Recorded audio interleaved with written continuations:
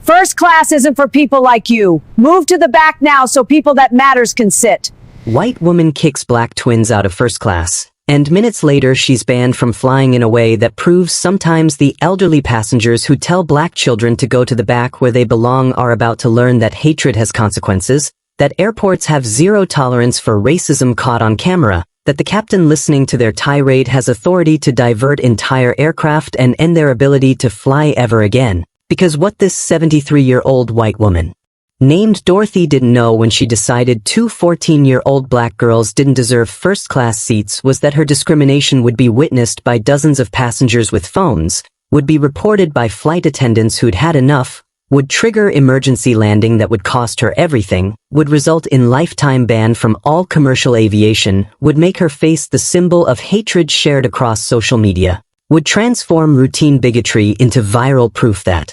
racism in 2025 still thrives but sometimes, just sometimes, faces consequences that destroy the perpetrator's comfortable life. First class isn't for your kind. Go to the back where you belong. I refuse to share air with little ghetto rats. They should be in cages, not airplane seats. Animals don't belong in premium cabins. This country has gone to hell when we let people like you sit up front with civilized passengers. Dorothy Morrison said to Nia and Zara Thompson, who were sitting in seats 2A and 2B of Southwest Airlines Flight 1847 from Dallas to Phoenix, who were 14-year-old twins traveling to their mother's best friend's 50th birthday party, who'd been so excited about flying first class that they'd giggled during boarding about the extra legroom and the complimentary snacks, who'd settled into their seats talking about the party and the weekend ahead, who'd done absolutely nothing except exist as black teenagers in a space where this elderly white woman had decided they had no right to be, and her words hit them like physical assault, hit them with venom that took their breath away, hit them with hatred so explicit it felt unreal, felt like they'd been transported back 70 years to an era their grandmother had described but that they'd thought was history rather than present reality. The accusations your kind and ghetto rats and animals landed in the first-class cabin with the weight of centuries of dehumanization, landed with echoes of segregation and Jim Crow and every exclusion black people had fought against, landed with the particular cruelty of an elder weaponizing age to abuse children, using supposed respectability to deliver racism that was anything but respectable, and Nia felt her hands start shaking, felt tears burning behind her eyes, felt the confined space of the airplane cabin become suffocating as this woman's hatred filled the air, and Zara's smile that had been so bright moments ago disappeared completely, replaced by expression of shock and hurt and confusion, replaced by tears that started falling immediately, replaced by the look of a child learning in real time that some adults hate you for reasons you can't control, for characteristics you can't change, for simply existing in your own skin. This wasn't something their mother had warned might happen in the distant past. This wasn't discrimination their grandparents had faced that existed only in history books and civil rights documentaries. This was happening right now in 2025 on a commercial aircraft where diversity policies and anti-discrimination training were supposedly standard, where children with legitimate tickets shouldn't be told to go to the back, where elderly passengers shouldn't feel comfortable calling black teenagers animals and demanding their removal from first class. But here was Dorothy standing in the aisle blocking their row with face twisted in disgust, with voice raised loud enough for entire cabin to hear, with confidence that suggested she'd expressed similar hatred before without consequences. And if you think airline racism is something we left in the 1960s, if you believe we've evolved past passengers deciding that black people don't belong in premium cabins, then you need to understand that hatred didn't disappear when laws changed.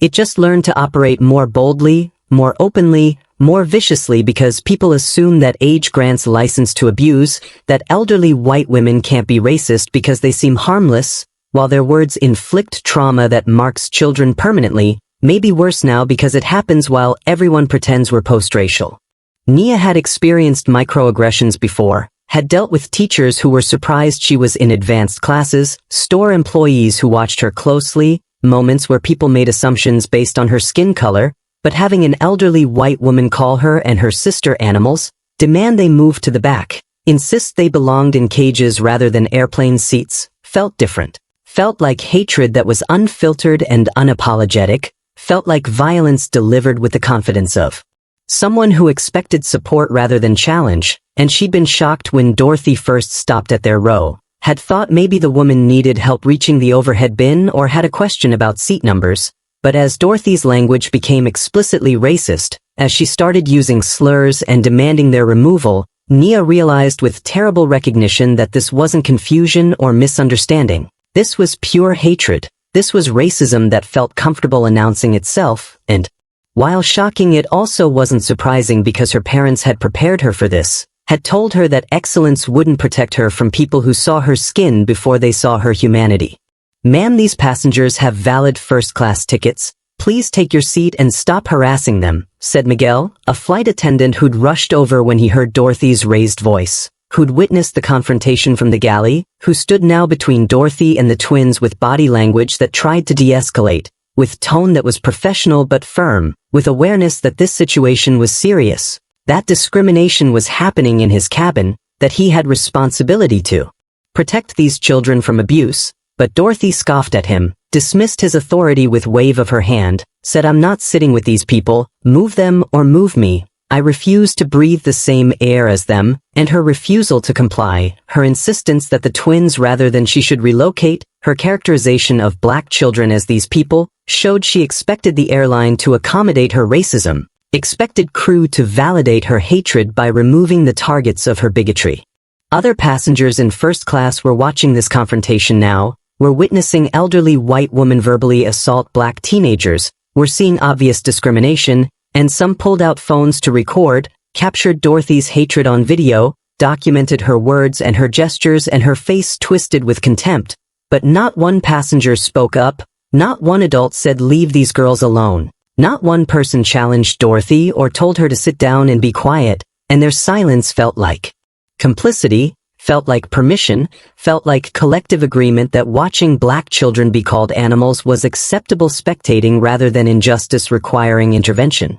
If you believe children deserve dignity regardless of their skin color, keep watching, because what happens when this elderly racist refuses to stop will restore your faith that sometimes hatred faces consequences. And if you've ever been told you don't belong somewhere because of how you look, drop a comment below and tell us your story. Tell us where you're watching from and what time it is. Because you need to see what happens when an airplane becomes a battleground between bigotry and justice. This story doesn't end the way Dorothy thinks, so hit that like button if you stand against racism and subscribe to this channel because we're exposing discrimination that still happens at 30,000 feet. Rebecca, another flight attendant, approached and said calmly, "Ma'am, I'm going to ask you once to stop this behavior. It's unacceptable and you need to take your seat immediately." But Dorothy's response was to escalate rather than comply, was to raise her voice even louder, was to continue her tirade with confidence that suggested she expected victory rather than consequences, expected the crew to eventually give in and relocate the twins rather than challenge her, expected that her age and her whiteness would protect her from accountability, but to understand how two polite honor students with legitimate first-class tickets ended up being verbally assaulted by an elderly white woman, how a routine flight to a birthday party became a trauma that would mark these teenagers permanently, how Dorothy Morrison's casual racism escalated into hate speech that would cost her everything. We need to go back 6 hours to a morning in Dallas where this day started not with hatred but with excitement and sisterly affection and a mother's trust in her daughter's maturity. Nia Marie Thompson and Zara Thompson, 14 years old and freshmen at Dallas Arts High School, were identical twins who shared everything from their birthday to their love of photography to the particular bond that came from being black girls navigating a world that would judge them before knowing them, who would make assumptions about their capabilities based on stereotypes rather than evidence, and they'd learned early to be excellent, to be polite, to carry themselves with dignity.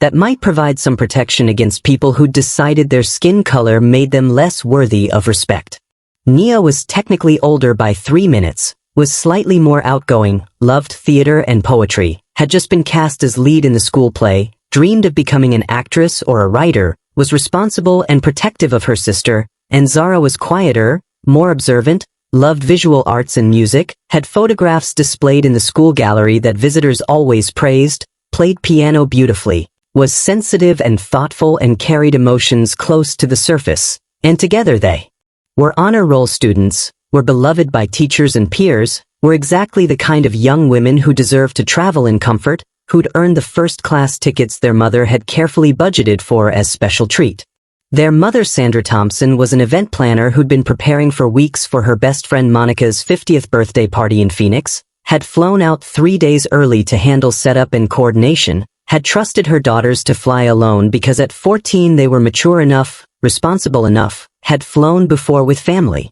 And Sandra had booked them first-class tickets partly as treat and partly as practical decision because the extra space and priority boarding would make their first solo flight less stressful, would give them comfortable experience that built confidence, would show them that they deserved luxury, that premium services were for them too, that their mother's hard work could provide good things, and she'd prepared them thoroughly, had gone over every detail of the journey, had made sure they had their boarding passes and their IDs and money for food and her phone number memorized, had told them to be polite to crew and to call if anything felt wrong, had trusted the airline to treat her daughters with basic dignity. That morning the twins had woken early with excitement, had packed their weekend bags with party outfits and toiletries and books for the flight, had helped each other choose accessories that matched, had taken selfies in their matching travel outfits that they'd send to their mother later, and their Aunt Keisha had driven them to Dallas-Fort Worth International Airport, had chatted with them about the party and about school and about how grown-up they were getting,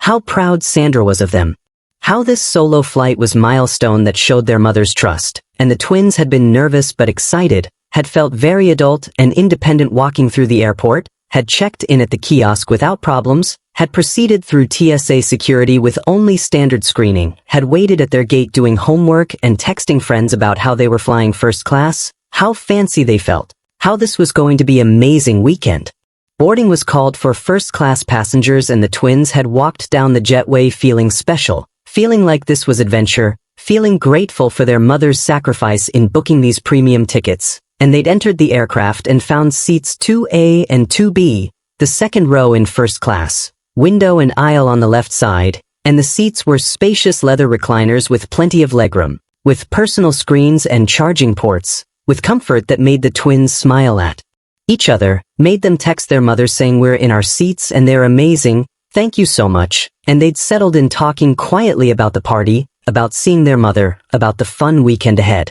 Other first-class passengers were typical mix of business travelers and families. A white businessman across the aisle already working on his laptop, a young white couple with a toddler a few rows back, college students who looked like they were heading to spring break, and the flight attendants who'd greeted passengers during boarding had been pleasant and professional, Miguel who'd helped them stow their bags with a warm smile, Rebecca who'd offered them newspapers and explained the safety features, service that made the twins feel welcome, that suggested this flight would be exactly the comfortable experience their mother had planned.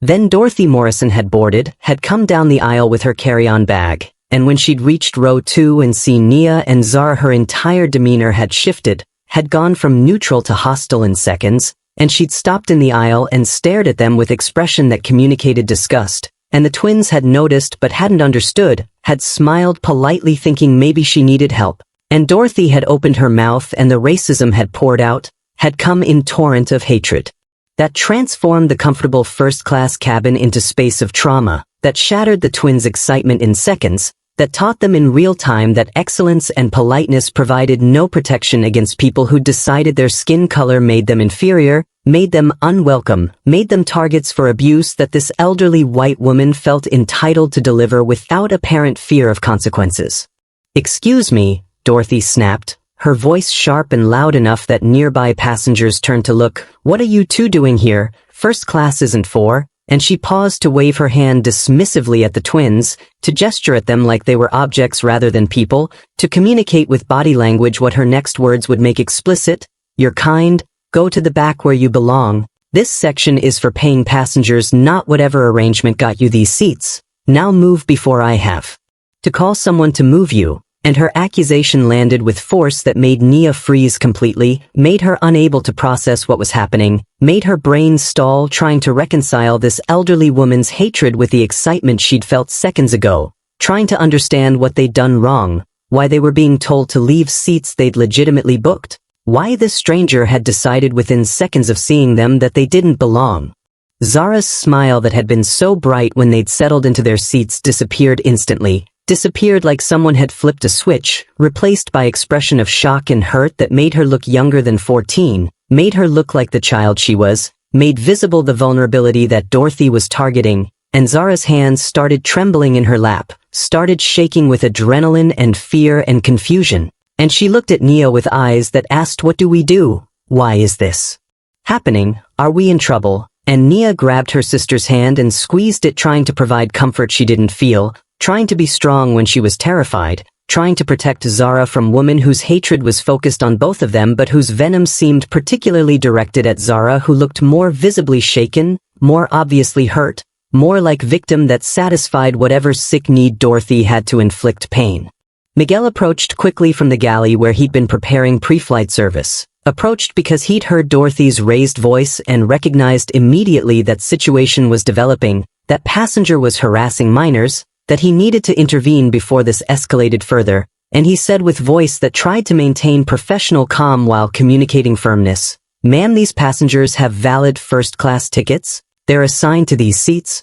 Please take your own seat and we can discuss any concerns you have once we're airborne. There's no issue here except the disruption you're creating." And his defense of the twins, his immediate validation of their right to be in first class, should have ended the confrontation, should have made Dorothy recognize she was wrong, should have prompted her to back down with embarrassment, but instead it seemed to fuel her rage, seemed to make her more determined to win this confrontation, seemed to convince her that the crew was part of problem rather than solution. Dorothy scoffed at Miguel's instruction, made sound of contempt that communicated she had no intention of complying, that she considered his authority meaningless, that she believed her status as elderly white passenger trumped his role as crew member, and she said, "I'm not sitting with these people, move them or move me, I refuse to share air with," and she lowered her voice to hiss that was somehow more vicious than her earlier shouting, that carried intimate cruelty, that was delivered close enough to the twins that they could see the hatred in her eyes. "Little ghetto rats.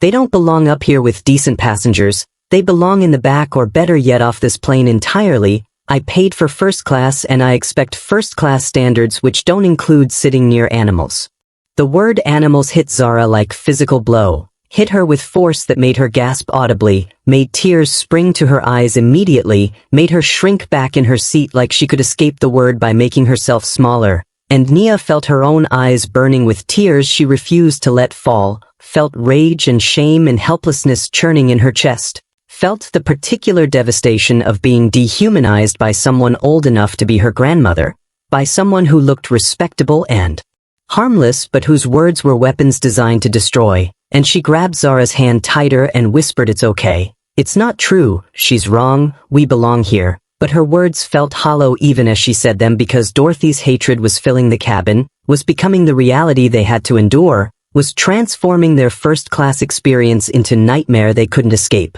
Other passengers in first class were watching this confrontation now with expressions ranging from shock to discomfort to barely concealed satisfaction, were witnessing elderly white women call black teenagers ghetto rats and animals, were hearing explicit racism delivered with confidence that suggested Dorothy expected support rather than challenge, and some passengers looked horrified, the white businessman across the aisle shaking his head in disbelief, a black woman 3 rows back covering her mouth with hand as tears filled her own eyes. But despite their horror, despite their recognition that what was happening was wrong, not one passenger spoke up, not one adult said stop, not one person challenged Dorothy or told her to leave these children alone, and their collective silence felt like participation, felt like permission, felt like agreement that watching this abuse was acceptable as long as they didn't have to risk their own comfort by intervening. And the twins felt abandoned by every person in this cabin, felt like they were facing Dorothy's hatred completely alone despite being surrounded by witnesses who could have helped but chose not to.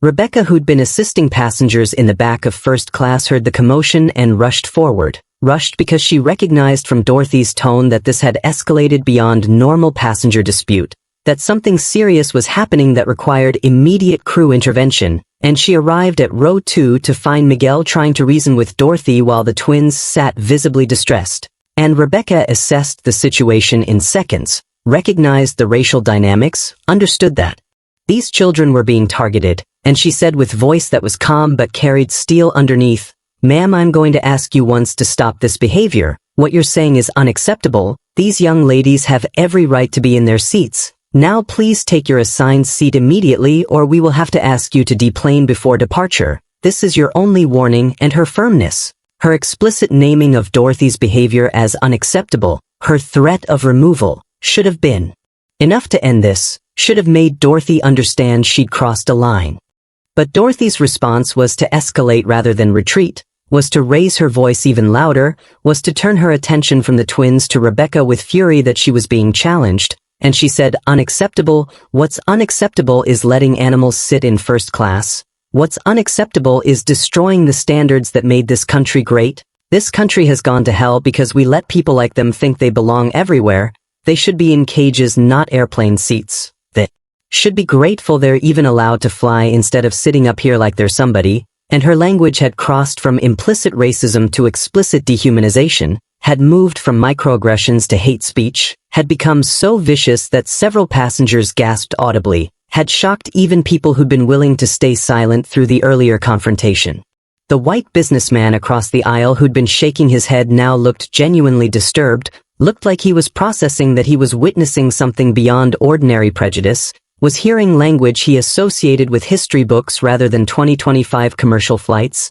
and a black woman who'd been sitting 3 rows back stood up and started moving toward the front, started approaching like she was going to intervene, started showing the courage other passengers lacked, but her white companion grabbed her arm and pulled her back down, whispered something that made her sit reluctantly, made her stay silent even though her face showed she wanted to help, and watching that moment, watching potential ally be restrained by someone who prioritized avoiding confrontation over defending children, made Nia feel despair that was almost worse than Dorothy's hatred, made her understand that racism operated partly because good people chose comfort over courage, chose silence over solidarity, chose watching over acting. Miguel stepped between Dorothy and the twins, positioned his body as shield, and he said with voice that was no longer trying to be diplomatic, "Ma'am, if you continue this behavior you will be removed from this aircraft. What you're saying constitutes harassment of minors. It violates federal aviation regulations. It creates hostile environment.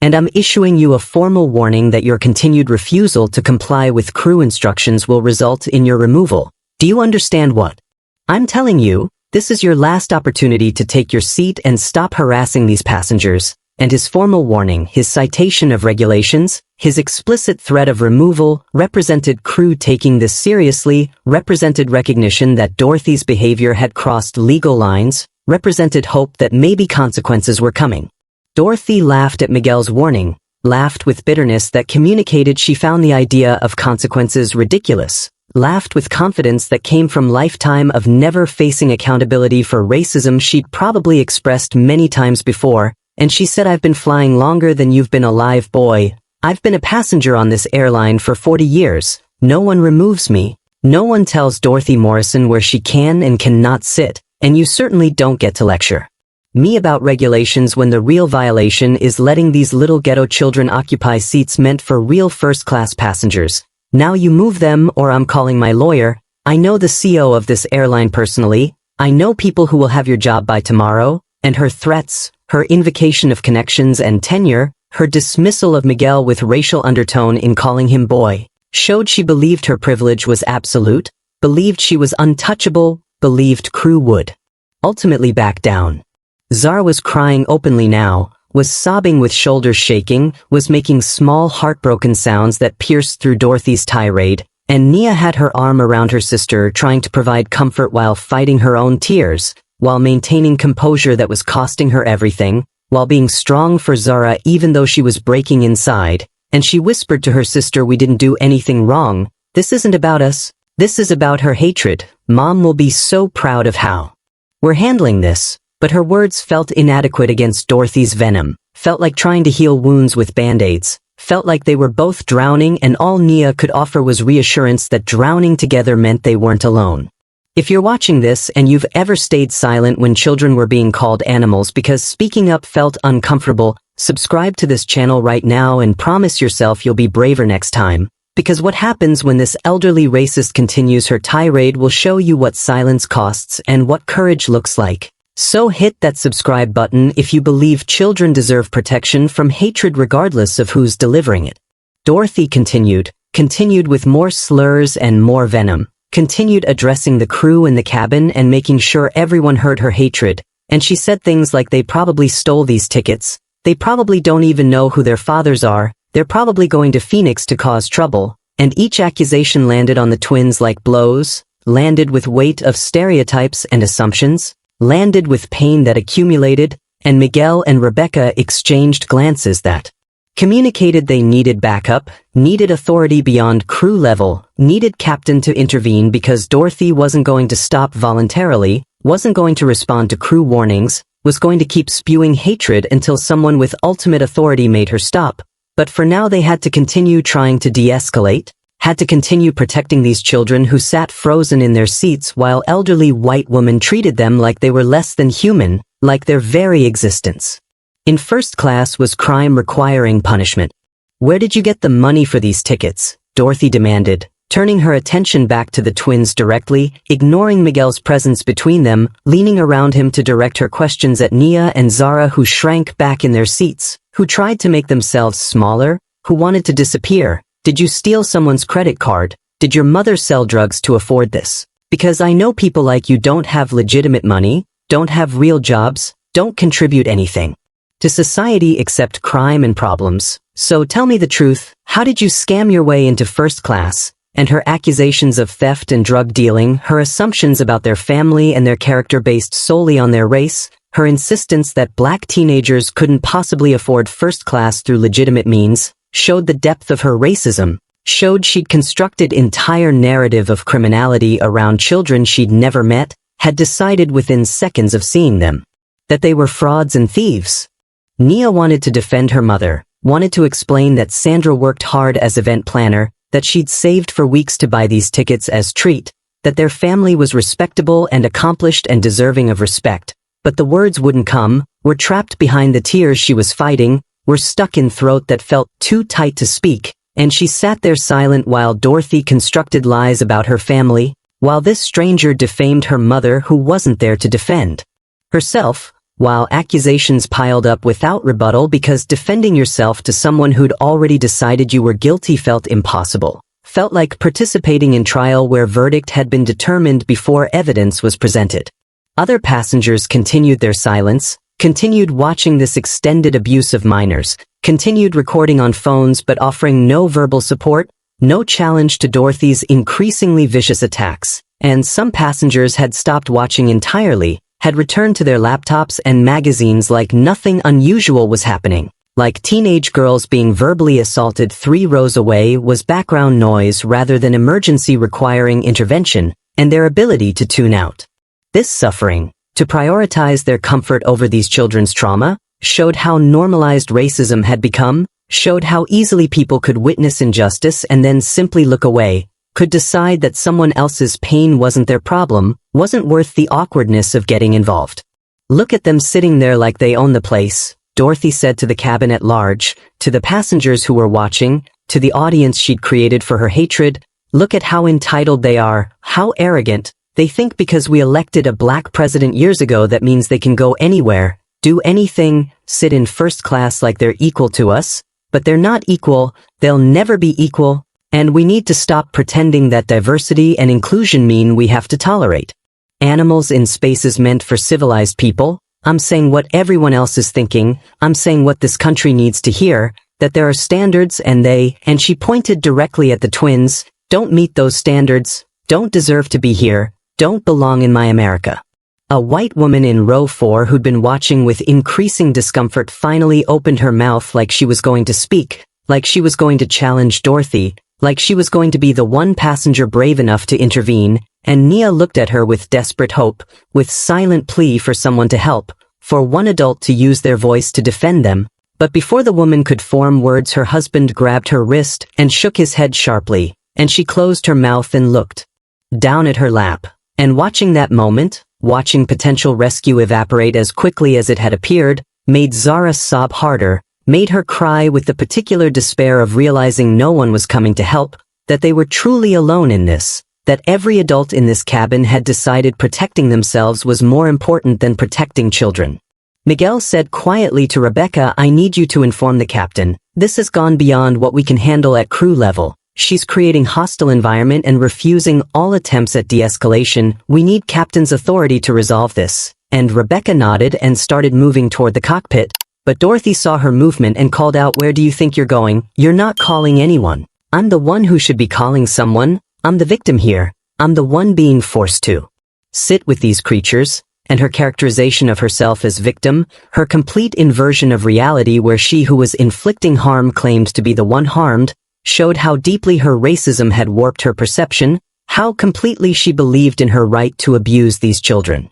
The twins sat holding hands so tightly their knuckles were white, sat with Zara crying openly and Nia fighting tears that kept threatening to fall, sat listening to Dorothy describe them as creatures and animals and threats to civilization, sat absorbing hatred that would mark them permanently, that would change how they saw the world, that would teach them lessons about human cruelty that no 14-year-old should have to learn, and they couldn't escape, couldn't leave, couldn't do anything. Except endure, because Dorothy stood in the aisle blocking them, because the plane's doors were still open but leaving meant abandoning their seats and admitting defeat, because running away felt like confirming they didn't belong, and so they stayed and suffered while minutes stretched into eternity. Dorothy turned her attention to other first-class passengers, soliciting their support, saying, "Surely some of you agree with me, surely some of you are uncomfortable with this situation, surely some of you want standards maintained," and a few passengers shifted uncomfortably but no one spoke up in her defense, no one validated her racism. Even through their silence they'd enabled it, and their refusal to explicitly support her while maintaining their refusal to explicitly oppose her created.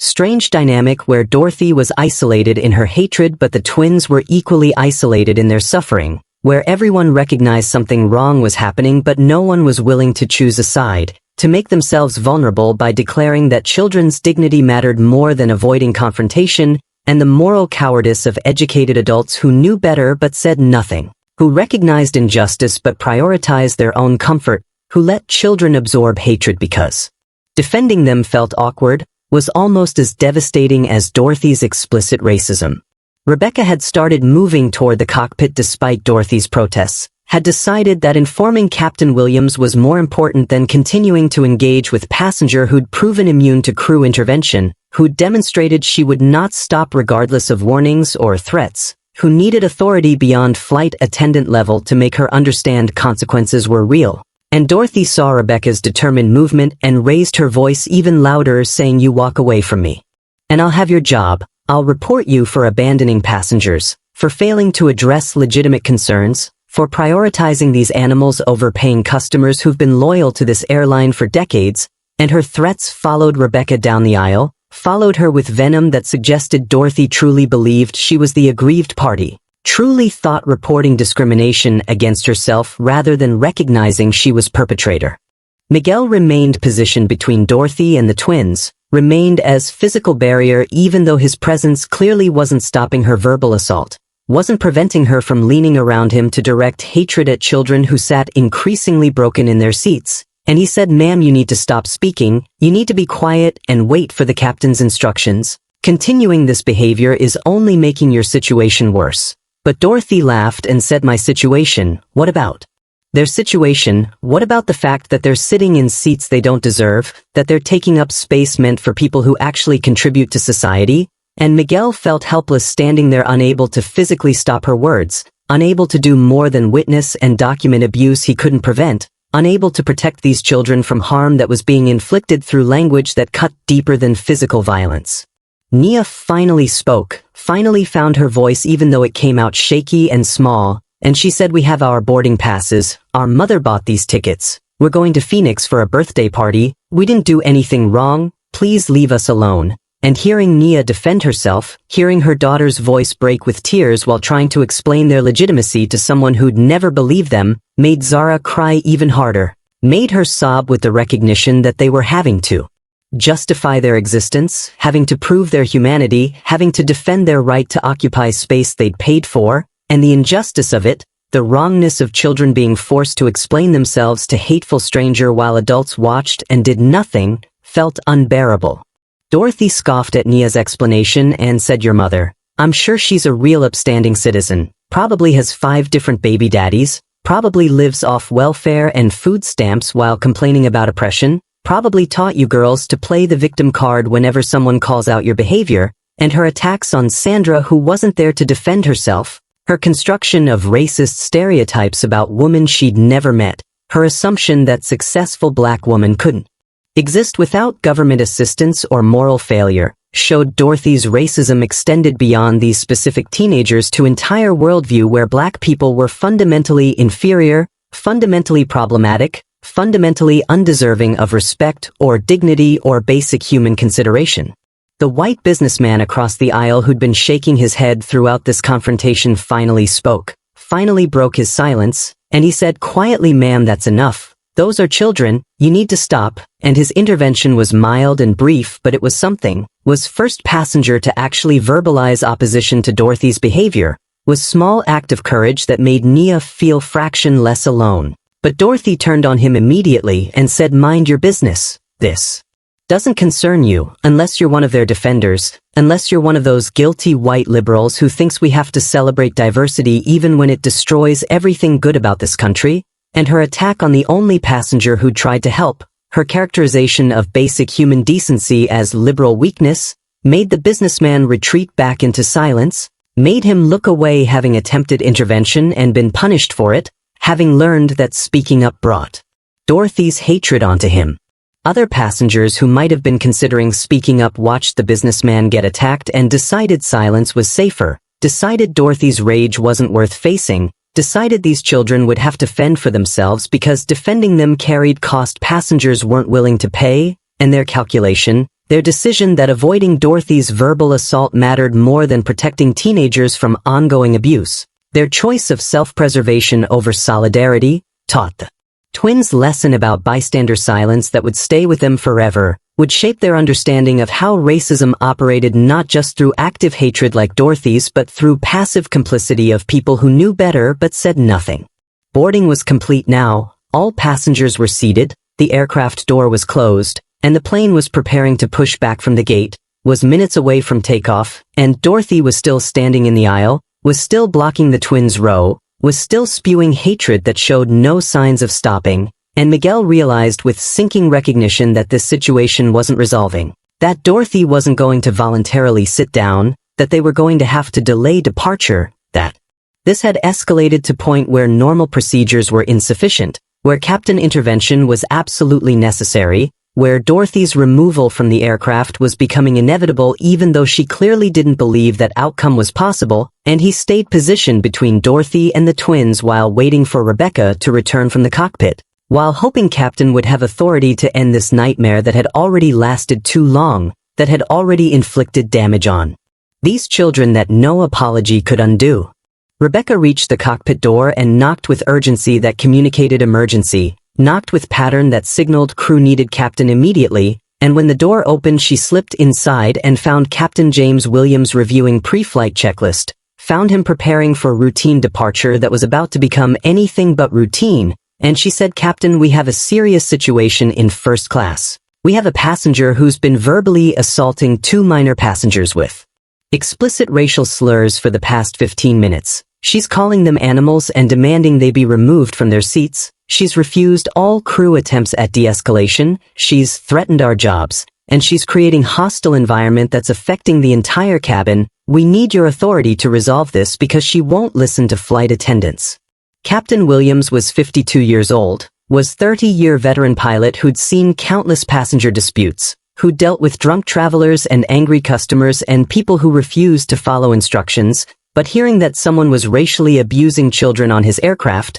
hearing that elderly passenger was calling teenagers animals and creating situation that his crew couldn't resolve, made his jaw tighten with anger that he kept controlled through decades of training, made him feel protective fury for passengers he hadn't met but who were being violated on his watch, in his cabin, under his ultimate authority as commander of this aircraft, and he said, "Tell Miguel to stay with the minors, I'm going to address this directly. If she doesn't comply immediately we're not taking off, we're returning to gate and she's being removed, zero tolerance for this behavior." Captain Williams left the cockpit and walked into first-class cabin where he could see elderly white woman still standing in aisle gesturing animatedly while talking, could see Miguel positioned protectively near row 2, could see passengers throughout cabin watching with expressions mixing discomfort and fascination, could sense the tension that filled the space, and he assessed the situation quickly with eyes trained to identify problems, to make rapid decisions, to prioritize safety including emotional safety of vulnerable passengers, and he walked directly to where Dorothy stood and said, "Ma'am, I'm Captain Williams. I command this aircraft, and I need you to stop speaking immediately and take your assigned seat. Your behavior is creating unsafe environment and violating federal aviation regulations regarding harassment and crew compliance." Dorothy turned to face Captain Williams with expression that showed she viewed him as savior rather than opponent, showed she expected him to validate her complaints, to agree that these teenagers didn't belong in first class, to support her racism with his authority, and she said, "Captain, thank goodness you're here. I've been trying to get your crew to address the situation. These girls are sitting in first class and they clearly don't belong here. They're probably using stolen tickets. They're making legitimate passengers uncomfortable, and I need you to move them to economy where they belong so we can have a pleasant flight. I've been a loyal customer for 40 years and I expect you to maintain standards." Captain Williams listened to Dorothy's explanation without interrupting, listened to her characterize racial profiling as maintaining standards, listened to her expect his support, and then he said with voice that was calm but carried steel that made nearby passengers sit straighter, "Ma'am, those passengers have valid tickets. They have every right to their seats. And what you've been doing for the past 15 minutes constitutes harassment of minors and creation of hostile environment. Giving you one final warning. Sit down immediately and remain silent for the duration of this flight, or I will divert this aircraft and have you removed. This is not negotiable. This is not up for discussion. Comply now or face removal. Do you understand me?" Dorothy's face showed shock that Captain wasn't supporting her, showed she genuinely expected him to side with elderly white women over black teenagers, showed her worldview being challenged by authority she'd thought would reinforce her racism, and she said, "You can't be serious. You're going to threaten me, a paying passenger who's flown for decades, because I'm uncomfortable sitting near those people, because I'm expressing legitimate concerns about standards and appropriateness. You wouldn't dare divert this flight over something so trivial. You're just trying to scare me, but we both know you won't follow through." And her defiance, her certainty that consequences were bluff, showed she'd lived entire life without accountability for racism she'd probably expressed many times before. Captain Williams walked to the aircraft PA system,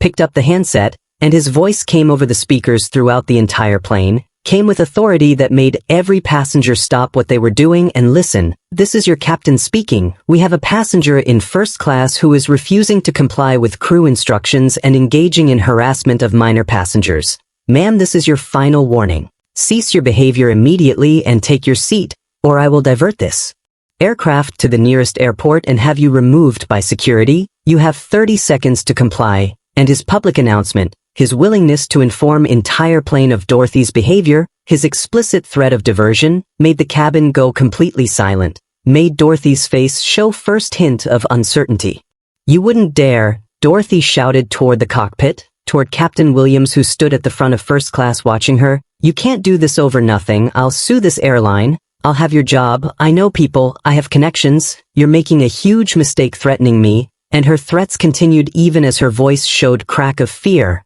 showed recognition that maybe Captain was serious, maybe consequences were actually coming, maybe her racism had finally targeted someone who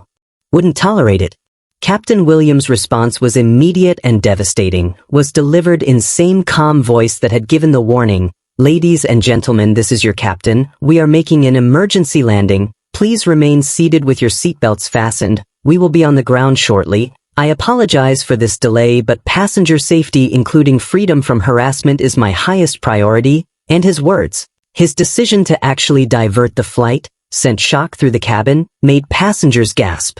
and look at each other, made Dorothy's arrogant expression transform into panic, made her understand that this wasn't bluff, that the captain was serious, that her racism was about to have consequences she'd been certain would never come. And the plane that had been preparing to push back from the gate stopped its departure procedures, stopped moving toward the runway, started instead returning to the terminal where security had been notified, where Dorothy's removal was being coordinated, where her lifetime of escaping accountability for hatred was ending. "You can't do this," Dorothy screamed, her voice rising to pitch that communicated genuine fear now rather than just anger. "You can't divert a flight because someone expressed an opinion. I have rights. I'm a paying passenger. You're violating my rights by threatening to remove me. I'll sue you personally. I'll sue this airline. You're going to regret this decision." And her threats continued even as the plane rolled back toward the terminal, even as she could see through the windows that they were returning to the gate, even as reality of her situation became undeniable, and passengers throughout the cabin watched her panic with expressions that showed no sympathy, showed that collective judgment had shifted from silent complicity to quiet satisfaction that finally someone was facing consequences for behavior that had made everyone uncomfortable. The plane stopped at the gate, stopped with finality that meant this wasn't temporary pause but full return, stopped where ground crew could connect jet bridge, where airport security could board, where Dorothy's removal could be executed, and Captain Williams announced, "Please remain seated while we handle a security matter. This will only take a few minutes and then we'll resume our flight to Phoenix. We apologize for the inconvenience." And his calm professional tone, his treatment of Dorothy's removal as routine security procedure rather than dramatic confrontation, somehow made it more devastating, made clear this was standard protocol for passengers who created hostile environments, made Dorothy's racism seem exactly as pathetic and unacceptable as it was. Airport security boarded within 2 minutes, boarded with 3 officers who'd been briefed on the situation, who walked directly to first class where Dorothy still stood in the aisle, who approached with authority that made her step back, and the lead officer said, "Ma'am, we need you to come with us. You're being removed from this aircraft for harassment of passengers and refusal to comply with crew instructions. Please gather your belongings and exit voluntarily or we will escort you," and his tone left no room for negotiation, made clear this was happening regardless of Dorothy's cooperation, made her understand that her options were walk off with dignity or be carried off with handcuffs. "I'm not going anywhere," Dorothy said, but her voice had lost its earlier confidence, had taken on note of desperation, had shifted from attacking to defending. "You can't remove me. I didn't do anything wrong. Those girls are the problem. They're sitting where they don't belong. I was just trying to maintain standards." And her continued insistence that she was victim, that the twins were perpetrators, that expressing racism was maintaining standards, showed she still didn't understand or wouldn't accept that her hatred was the problem, that her words had been violence, that calling children animals warranted removal regardless of how long she'd been flying. "Ma'am, you need to exit the aircraft now," the security officer repeated, and when Dorothy didn't move immediately, when she stood her ground thinking she could still refuse, still win this confrontation through sheer stubbornness, the officers moved forward and took her arms gently but firmly, and Dorothy started screaming, started making scene that was captured on dozen passenger phones, started yelling about her rights and about how this country was going to hell and about how she was being persecuted for telling the truth, and the officers placed her in handcuffs, placed restraints on 73-year-old white woman who'd never imagined she could be arrested, who'd lived entire life assuming her age and her race protected her from consequences, and they escorted her down the aisle while she screamed obscenities that made her seem exactly as hateful as she was. That destroyed any remaining possibility that passengers might view her sympathetically. The twins watched Dorothy being removed, watched her being walked past their row in handcuffs, still yelling, still blaming them, still insisting she'd done nothing wrong, and Nia felt no satisfaction, felt no triumph, felt only exhaustion and residual trauma, felt like even though Dorothy was being removed the damage had been done, the words had been said, the hatred had been experienced. And removing Dorothy from the plane didn't remove her venom from the twins' memories, didn't undo the humiliation they'd felt, didn't restore the excitement they'd had before she'd appeared, and Zara was still crying, was still shaking, was still processing abuse that had lasted nearly 20 minutes, that had felt like hours, that had marked her in ways that would require therapy to address. As Dorothy passed the row where the white businessman sat, the man who'd briefly tried to defend the twins, she spat at him saying, "This is your fault. You and people like you who defend them,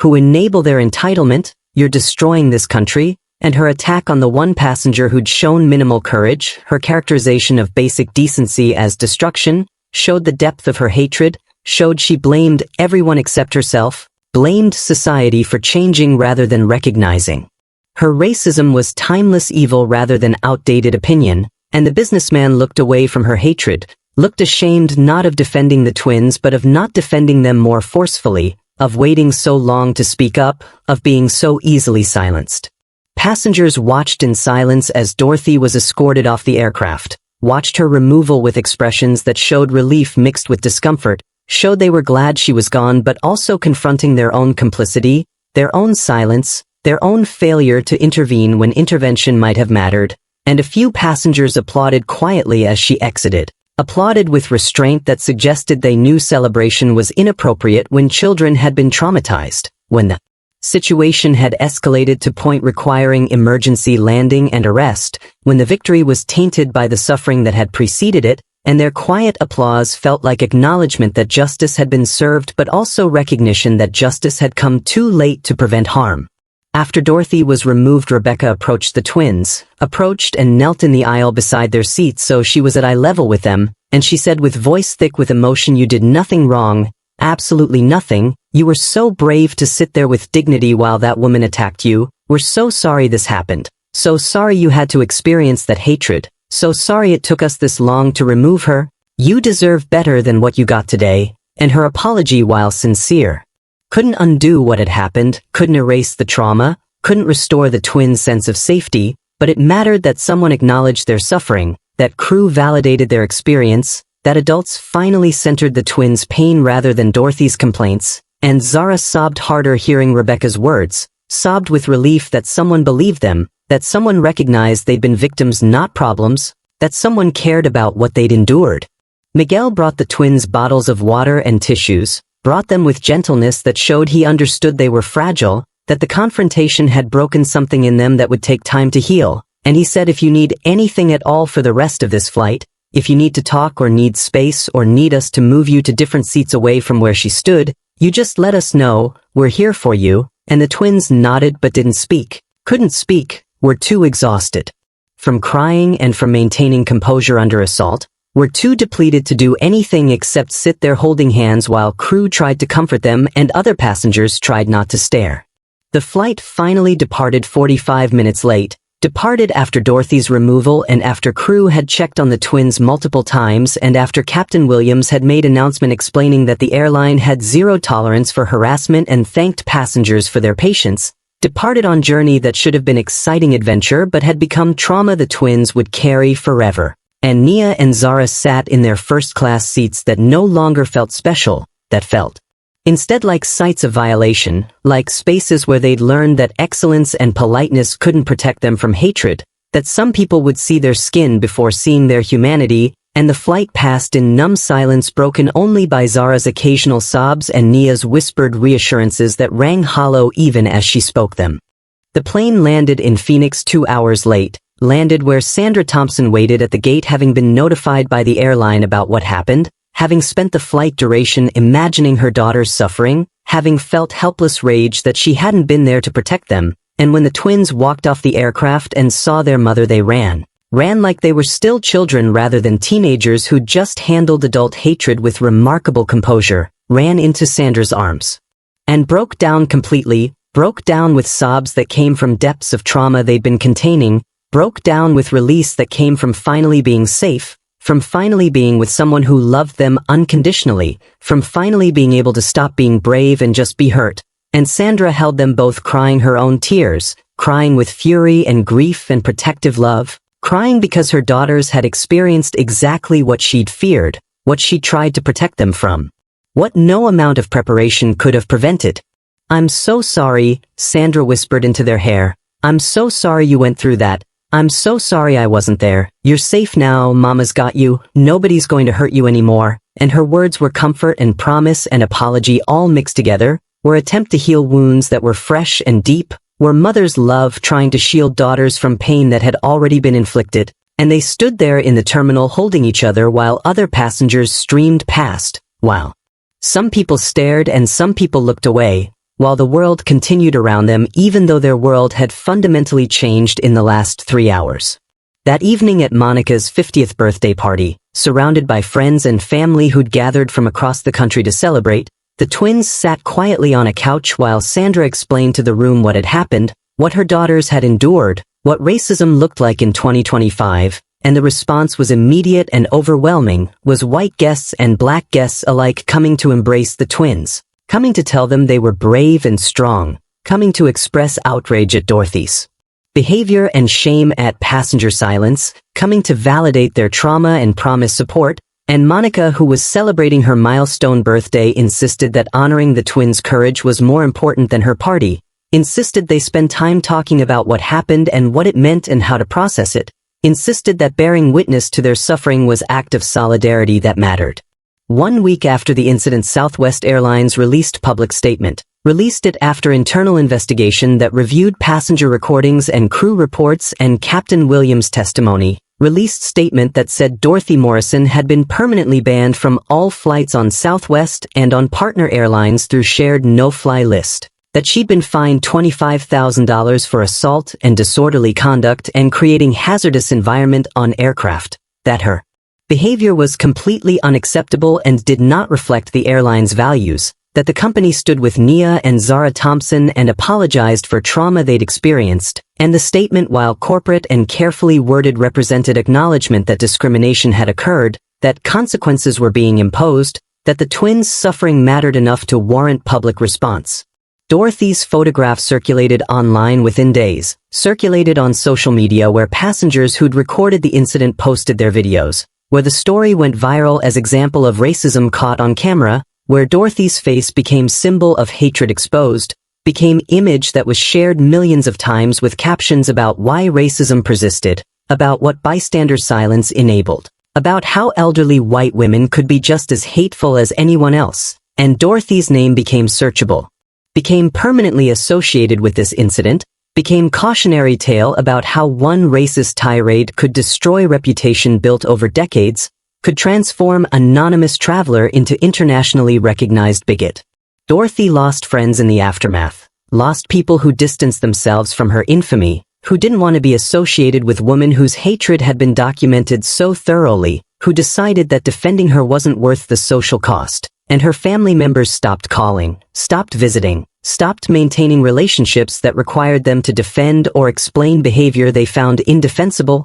and Dorothy found herself isolated in ways she'd never experienced, found herself alone. Because people who might have overlooked her racism in private couldn't ignore it when it was public, when it was viral, when defending her meant publicly aligning with explicit bigotry that millions had condemned, and her isolation grew over months that stretched into a year, grew as she discovered that lifetime airline ban meant she couldn't fly anywhere, couldn't visit distant relatives, couldn't take vacations she'd planned, couldn't maintain lifestyle that had depended on air travel, couldn't escape consequences that followed her everywhere because her face was recognizable, because her name was searchable, because her racism had been documented so thoroughly that it became permanent record. 1 year after the incident, Dorothy was driving alone through Texas on road trip that had become her only option for long-distance travel, driving because airlines had banned her, driving because she was too proud to take buses or trains where people might recognize her, driving through rain that had started light but had intensified into downpour that made visibility difficult, that made roads slick, that created conditions requiring caution she didn't exercise because she was angry, because she was thinking about how unfair her life had become, because she was focused on her grievances rather than the wet highway, and her vehicle hit a patch of standing water and hydroplaned, skidded across lanes, spun out of control, and crashed through guardrail, rolled down embankment, came to rest with Dorothy trapped inside, injured and alone, and it took emergency responders 40 minutes to find her, 40 minutes during which she lay bleeding and terrified, wondering if anyone would come.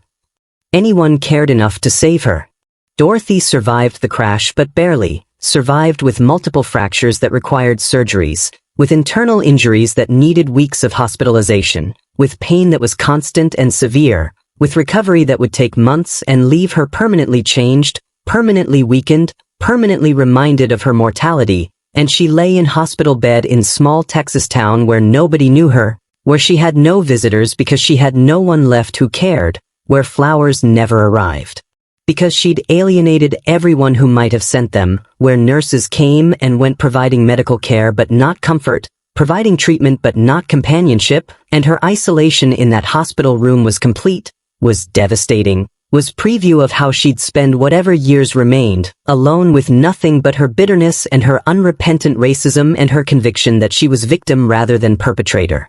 One evening several weeks into her hospitalization, a young black nurse entered Dorothy's room to check vitals and adjust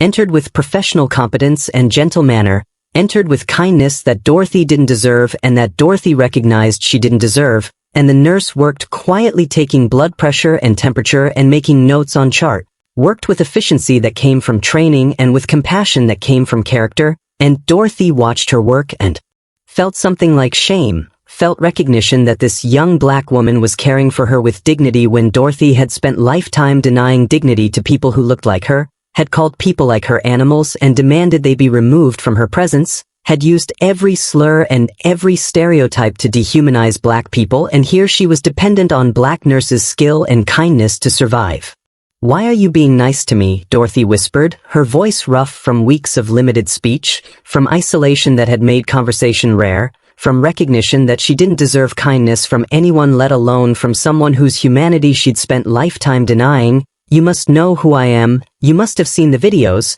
you must know what I said about people like you. So why are you treating me with respect when I never gave respect to anyone who looked like you, when I spent my whole life believing you were less than human, when even now I'm not sure I've changed except to understand that my hatred cost me everything?" The nurse paused at the door, paused with hand on handle, paused with expression that showed she'd heard Dorothy's question and was considering whether to answer, and she turned back and looked at Dorothy with eyes that held knowledge and pain and something like pity, and she said quietly, "Because cruelty is a choice, because hatred is a choice, because I can choose to treat you with dignity even though you denied dignity to children who'd done nothing to deserve your venom, I choose differently than you chose. I choose compassion over contempt. I choose to see your humanity even when you couldn't see anyone else's. That's the difference between us. I know you're human even when you're hateful, but you couldn't recognize that those girls were human even when they were innocent. If this story moved you, if it made you realize that staying silent when children are being called animals makes you complicit in their suffering, subscribe to this channel right now and commit to being the passenger who speaks up,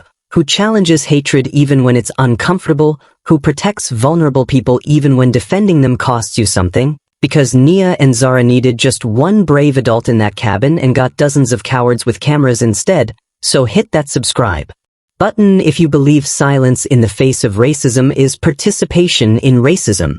The nurse walked out, leaving Dorothy alone with her thoughts, alone with weight of every hateful word she'd ever spoken, alone with recognition that came too late to matter, that arrived after she'd destroyed relationships and reputation and future, that couldn't undo damage she'd inflicted on twins who'd carry her hatred in their memories forever, and she turned her face to the wall and wept. Wept with something that might have been remorse or might have been self-pity, wept alone because there was no one left who cared enough to comfort her tears, no one who would visit or call or acknowledge her suffering because she'd spent lifetime making people suffer and now suffering had found her and nobody rushed to relieve it. But the resolution wasn't clean for anyone, wasn't happy ending where Dorothy learned her lesson and the twins moved on unscathed, because Nia and Zara carried trauma from that flight that required months of therapy to process, carried PTSD that manifested in panic attacks when they saw elderly white women, in anxiety about flying that made future trips difficult, in hypervigilance about racism that exhausted them, in knowledge that hatred could target them anywhere, that excellence couldn't protect them, that their mother's love and careful planning couldn't shield them from bigotry that operated openly and confidently, and their therapist said healing would take years, said trauma like theirs left scars that never fully disappeared, said they'd done nothing to deserve what happened but would carry it anyway because that's how racism worked, inflicting wounds on innocent people who then had to do the work of healing from violence they didn't cause. The viral video of Dorothy's removal had been viewed millions of times, had made the twins' humiliation public in ways that brought both support and fresh trauma, had meant classmates and strangers knew their story, knew they'd been called animals, knew they'd been targeted, and living with that public knowledge was its own challenge, was having to be known for suffering rather than accomplishments, was being the girls from that video rather than being Nia who loved theater and Zara who loved art, was carrying identity shaped by Dorothy's hatred rather than by their own choices, and they resented that Dorothy had marked them permanently, that one woman's racism had become defining experience of their 14th year. Sandra filed civil lawsuit against Dorothy seeking damages for emotional distress and trauma her daughters had suffered, seeking compensation that might pay for therapy and acknowledgement that harm had been real and quantifiable, and the case settled for undisclosed amount that went into college funds for twins. That provided financial security but couldn't buy back innocence or erase memories or restore excitement they'd felt before Dorothy appeared, and Sandra told her daughters that Dorothy had faced consequences, had lost everything, but she also told them honestly that consequences for perpetrators didn't heal victims, that justice was important but incomplete, that they'd carry this forever even though it wasn't fair, even though they'd done nothing wrong, because trauma didn't care about fairness. Dorothy lived 3 more years after the crash, lived them in isolation and declining health, lived them alone because hatred had cost her everyone, lived them bitter and largely unrepentant because changing at 76 after lifetime of racism was nearly impossible, and she died alone in the same bitterness she'd lived, died having learned consequences existed but not having learned that her victims were human, and her death went largely unnoticed except by Nia and Zara who heard about it. And felt nothing, felt neither satisfaction nor grief, felt only exhausted recognition that their abuser was gone but their trauma remained, that Dorothy's death changed nothing about their healing, that justice, even complete justice, couldn't restore what hatred had stolen, and they continued therapy, continued growing, continued building lives despite the scars, continued being brave not because bravery brought rewards but because survival required it, because being black meant carrying wounds that weren't your fault and healing anyway, because Dorothy had tried to break them but they refused to stay broken, and that refusal, that continued existence with dignity despite her hatred, was the only victory that mattered, the only justice that endured.